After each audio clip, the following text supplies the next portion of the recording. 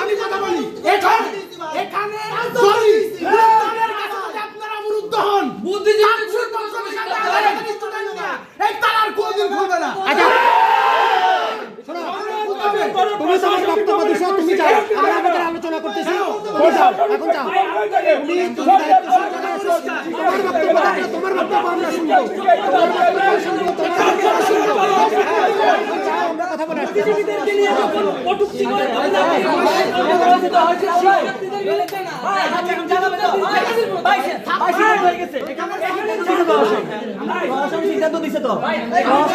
প্রশাসন যত বৈঠক করে করুক, আমাদের সাংবাদিক ভাইদের উদ্দেশ্যে কথা আছে একটাই, ওইটা জানো শহীদদের মুক্তির সাথে বেমানি মারা যাবে না।